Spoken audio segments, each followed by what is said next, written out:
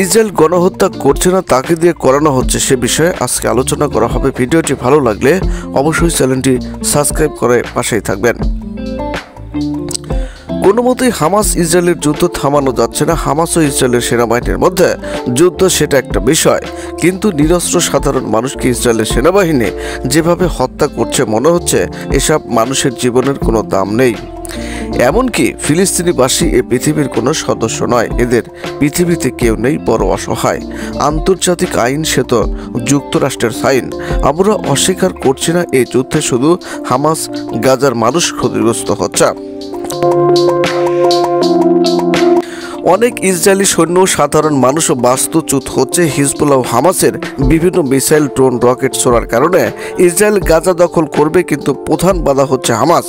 গাজা কেন দখল করবে ইসরায়েল? গাজা তো স্বাধীন ফিলিস্তিনের ভূখণ্ড। সুতরাং হামাস ইসরায়েল যে যুদ্ধ হচ্ছে, এর দায়ভার ইসরায়েল ও তার সহযোগী মিত্র আমেরিকাকেও পুরোটাই নিতে হবে, এবং ইসরায়েল যে গণহত্যা চালাচ্ছে, এর দায়ভার আমেরিকাকেও নিতে হবে।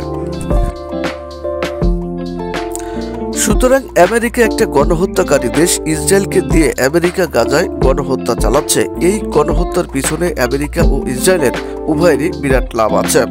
গাজা দখল করলে ইসরায়েলের আয়তন ও শক্তি বৃদ্ধি পাবে, ইহুদি বসতি বাড়বে, ইহুদির জনসংখ্যা বাড়বে, ইহুদিদের পৃথিবীতে শক্তি বাড়বে। আমেরিকার লাভ হচ্ছে, আমেরিকা চায় মুসলিম কোনো নেতা, রাষ্ট্র মধ্যপ্রাচ্যে যেন উত্থান না ঘটে। ঘটলে আমেরিকার মোরলগিরির উপর প্রভাব পড়বে। এমনকি কয়েকটি রাষ্ট্রের উত্থান ঘটলে আমেরিকার মোরলগিরি যাবে গা। তাই ইসরায়েলকে টিকে থাকার জন্য আমেরিকা যা খুশি, যা ইচ্ছে তাই করছে। বিলিয়ন বিলিয়ন অর্থ ফুরাচ্ছে। যুক্তরাষ্ট্র যে যুদ্ধবিরতির প্রস্তাব দিচ্ছে, তা মানছে না ইসরায়েল।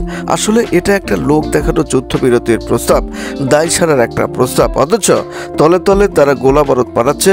যুক্তরাষ্ট্রের সেই গোলা বারুদ দিয়ে সাধারণ মানুষের উপর বোমা বর্ষণ করছে ইসরায়েল। সুতরাং যুক্তরাষ্ট্র এই গণহত্যার সাথে যুক্ত। সবাই ভালো থাকবেন। আল্লাহ হাফেজ।